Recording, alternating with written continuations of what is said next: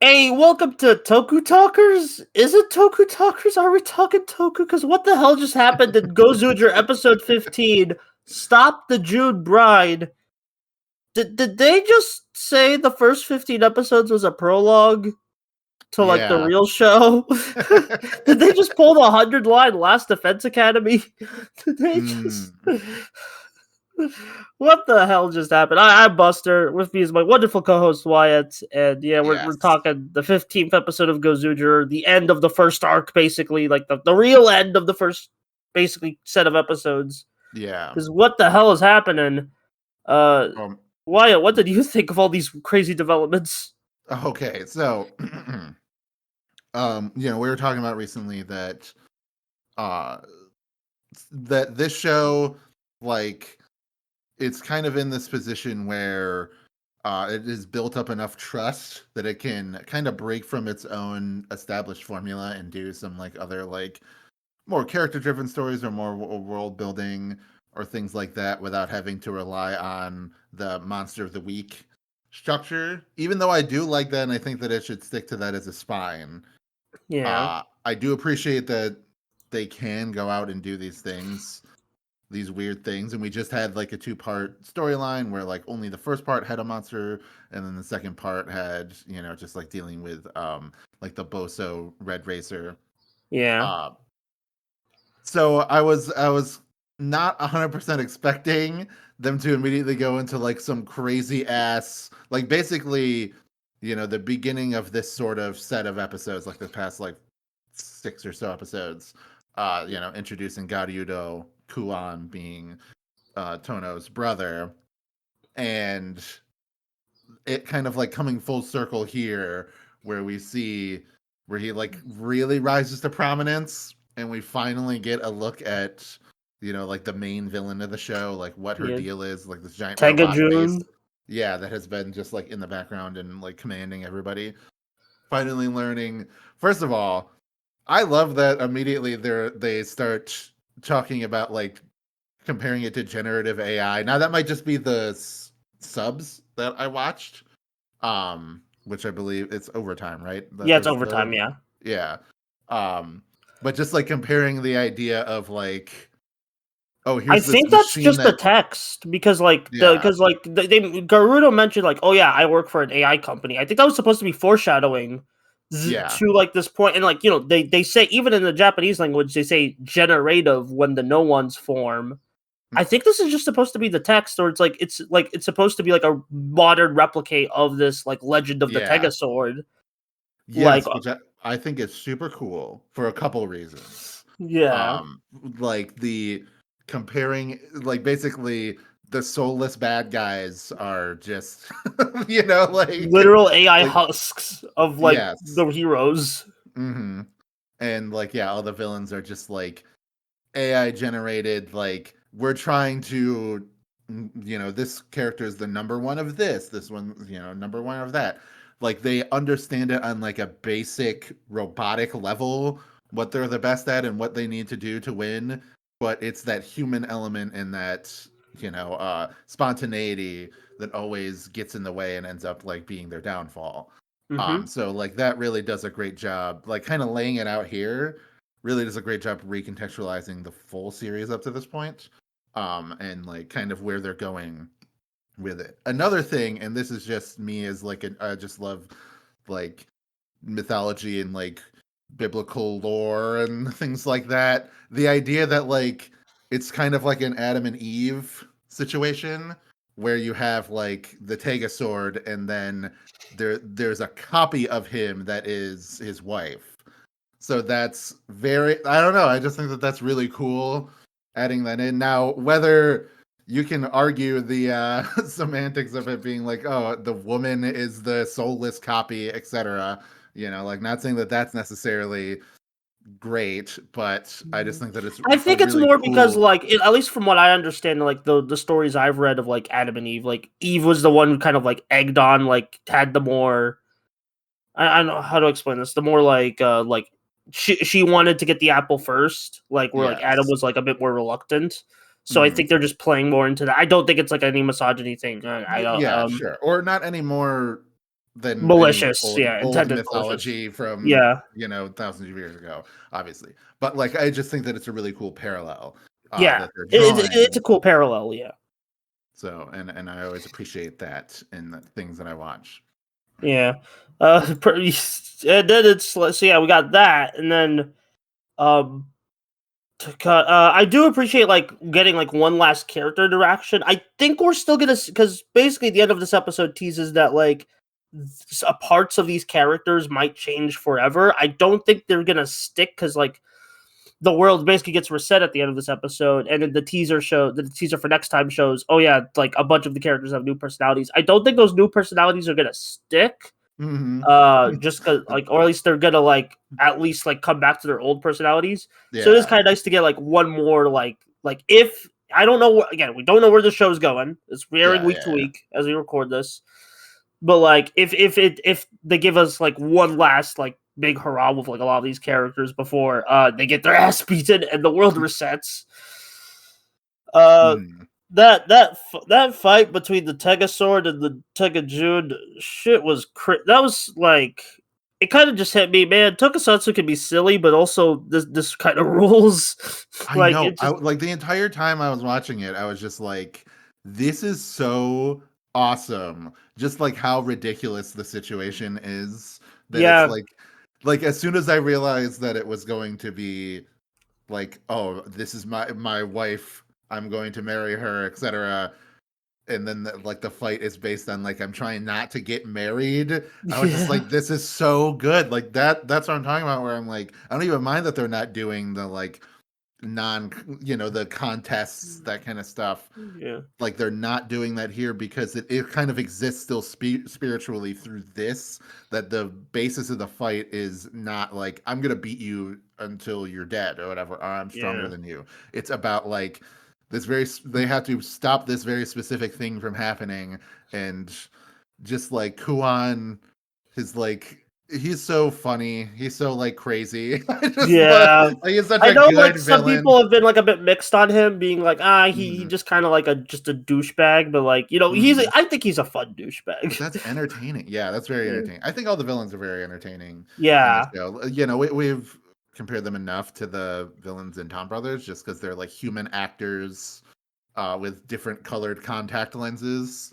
yeah, But like, I think that they really do stand on their own. And this show has really started to come into its own completely, away from yeah. Especially with the this Tom Brothers ending too. reveal, like Yeah, I feel like this is taking like, not that Don Brothers didn't take its story seriously at a certain point, like the stuff with the Juto was yeah, like near the end was like they took that pretty seriously, but in general it was kind of more flippant with its story. It was more like a dark sitcom in most yeah, of the series, and then like transitioned to have like these like little pockets of relevant like plot. Whereas like this, they actually do a really good job of like still having kind of that vibe, but still feeling more of like a traditional like Sentai with a plot structure and like villains that need to be thwarted and everything like that. It yeah, feels like a proper like anniversary thing, and a tribute to like all of Sentai history to this point. Like not just Don Brothers, but also Zenkaiger and also things like that. So yeah, it's like I really like all the villains. I like how they interact with all the heroes in this episode in a very like yeah. It's friendly, very fun way. fun. Yeah, it Uh allows they like grab the ingredients for the cake and shit. yeah, Fire Candle is still my favorite. Yeah, And then the scene with Bouquet and Rico, just like it was making me laugh, but I was also like genuinely touched by yeah, it in a weird way, even though it was like so melodramatic and like over the top, with how it was like exactly supposed to be like a romantic scene in like a very comedically over the top way, but it like looped back around and became like actually touching, to the point where I was like, man, I hope it works out between them by yeah. the end. Those crazy fellas. Yeah, Yeah, which reminds me of Car Ranger with yeah. there's Zonat and Red yeah, Racer. Yeah. yes. So good. And then like we get the Six Ranger tease by the end. And here's the crazy. So the first thing I saw about this episode was the new poster for the upcoming episodes that like they Yeah. teased with the Six Ranger. And I just find it so fun. This is such a fun way to introduce your Sixth Ranger about having the poster replace the Red Ranger on the cover because he is Yeah, now the true savior of the show. Because that's so literally cool. the next episode is called "The True Savior #1," and I think his Mhm, backstory is like something about like he participated in a game before like this, mhm. and now he's like coming in to save the day. Yeah, Um, that's really cool. I yeah, like it. That could have because again, it could have been like a copy of Jiro from Don Brothers, but it's very different because yeah, like it's still kind of like Jiro in terms of like, oh, he's the real, like he's the real yeah, hero, yeah, but this seems more competent than like Jiro, where yeah. it's like he's a bit of a klutz. Exactly. With Jiro, the joke was, no, he's not. Like that's the like Yeah, obviously Momoi Taro is. I mean, even here, like obviously the Red Ranger is always going to be like the number one guy, but he's like always been positioned as an underdog in this show. Whereas like Momoi Taro was always on top of everything. He was always like the coolest, slickest guy, you know, that knew what to yeah, do, etc. So like when this like more traditional kind of like protagonist or like a Sixth Ranger type character comes in and tries to be like, all right, I'm the hero now, and it's just like, no, you're not. Like, yeah, like that's the comedy that comes through it. Whereas like this, it's done in a dramatic way. You know, because it was a very dramatic ending to the episode to be like, yeah, and then it's like Chrono Trigger, yeah, uh, like the world time didn't move forward, whatever, like end credits. Um, just very good.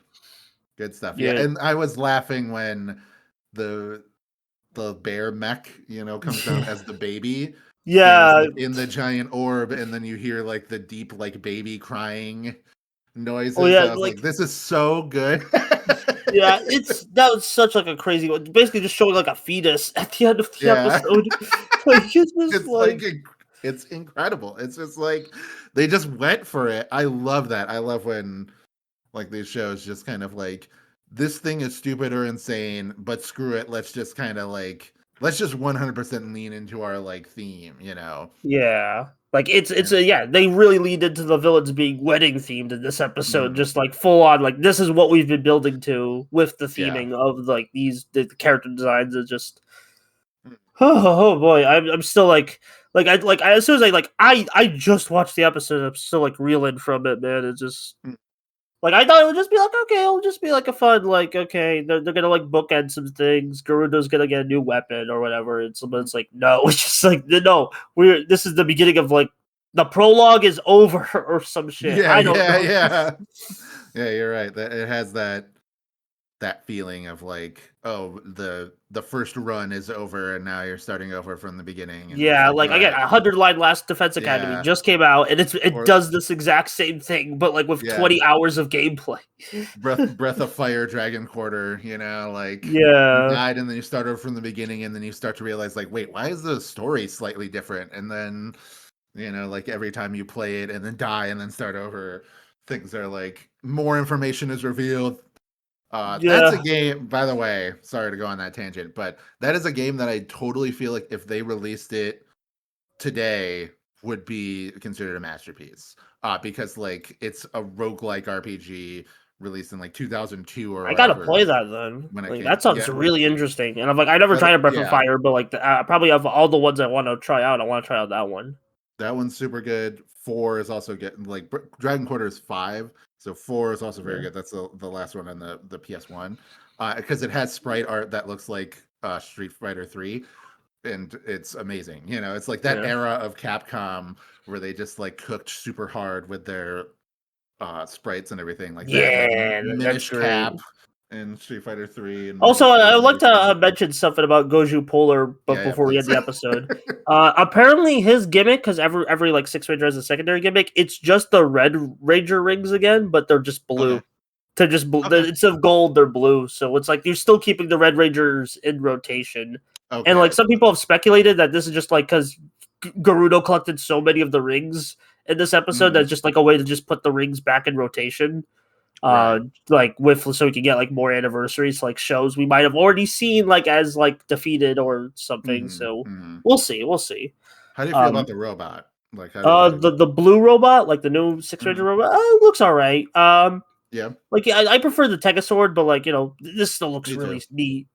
It definitely evokes like a different, like it looks different enough that I'm like, okay, yeah, this is like its own obviously it still has to be in that mold of like it can be a transformation device and a mech at the same time, like the Tegasword, but just the Tegasword just like it hits different, because it's like they perfected that design the first time around. So yeah, it feels like with this and Boom Boomger, they're kind of going away from like, oh, here's like robots that combine with each other, and more like here's a robot and then it gets like pieces that attach to it.